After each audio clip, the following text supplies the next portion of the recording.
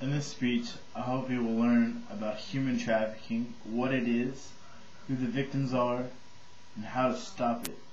And just realize how evident it is in today's society. Something that gets overlooked and nobody really knows much about. And they believe that slavery is over, but it's not. And it's real and it's out there.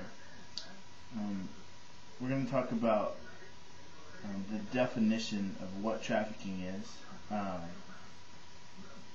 PolarisProject.org has this definition for human trafficking. Human trafficking is the second largest and fastest growing criminal industry in the world. Victims experience a loss of freedom and expulsion at the hands of their traffickers, who buy and sell them in pursuit of profits. As a result, human trafficking is commonly known as a modern-day slavery.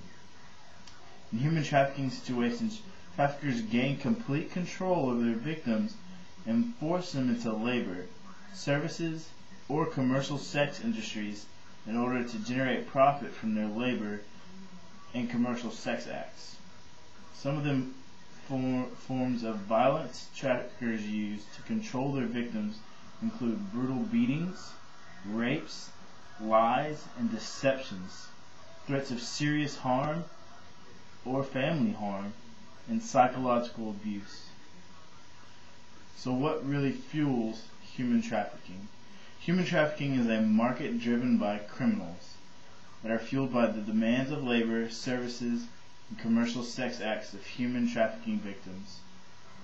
Traffickers are motivated primarily by the goal of making money, force victims into labor, services, or commercial sex industries because they can generate large profits. Who are the victims? You need to know that anyone can be a victim of human trafficking. Victims can consist of U.S. citizens or foreign nationals. They can be any race. They can be Hispanic, African, Caucasian, Asian, it doesn't matter. They can be male or female. They can be child or adult of any age. They can be rich.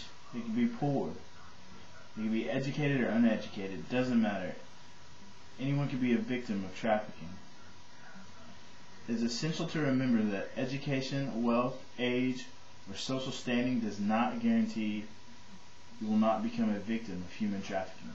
Traffickers often prey on people who are hoping for a better life, lack employment opportunities, have an unstable home life, or have a history of sexual abuse. Conditions present in all portions of society. The U.S. State Department estimates that 1,400 to 1,700 foreign nationals are trafficked into the U.S. annually. The National Runway Switchboard estimates that every year thousands of American children are lured into trafficking industries. Both foreign national and U.S. citizens victims have been identified in cities, suburbs, rural areas, in all 50 states, and in Washington, D.C. They're forced to work to provide commercial sex against their will in legal business settings, as well as underground markets. Some victims are hidden behind locked doors, in brothels, and in factories. In other cases, victims are in plain view. Widespread lack of awareness of trafficking leads to low levels of victim identification by the people who come in contact with them. For example, women and girls in sex trafficking situations, especially U.S. citizens, are often misidentified as being voluntarily in the sex industries. So now that we know what the victims are, we need to know, I want to let you know who the traffickers are. Traffickers lure and ensnare individuals into labor and sex trafficking situations by using force, fraud, or even convincing them that it's the right thing to do. Examples of potential traffickers are pimps, brothel owners, people who have been servants in their homes, small businesses, and criminal networks such as gangs or mobs. Traffickers include those who may recruit, transport, receive, or exploit victims, often using force, threats, or other physical or psychological methods of control. Traffickers lure victims into explosive situations by preying on their hopes to improve their lives and the lives of their family. They often promise a chance for a better life, a good job, a loving relationship, or a new and exciting opportunity. In other cases, traffickers kidnap victims and use physical and psychological violence to control them, forcing them into labor or sexual acts. Traffickers include a wide range of criminals, including individual pimps, family operations, small businesses, loose-knit, decentralized criminal networks, organized criminal operations. Traffickers may transport victims across borders or engage in trafficking within one country. Often traffickers and their victims share the same nationality, allowing the trafficker to better understand and exploit the victim. So now that you know what trafficking is and who the victims are and what the traffickers look like, now you need to know how to stop it. One thing to do is to inform people about human trafficking.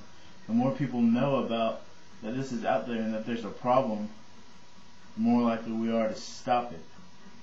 The more likely traffickers would want to stop, because nobody knows about this business. Nobody's aware. And another thing you can do is support groups like End Human Trafficking or the Protection Project. These groups, that's their main goal, is to stop human trafficking, but they are non-profit organizations, so they do need support to be able to do things that we're not able to do and stop things that we're not able to see. In conclusion, I really hope you just learned a lot from this speech. The whole point of my speech was to teach people about human trafficking and slavery nowadays that nobody even knows about. That's in our news and we just don't pay attention. It's something that is really affecting humans in a whole. So I just hope that walking away from this you'll have more of an understanding, and the pictures in the slideshow will show you some of the things that these people go through while they're victims of human trafficking.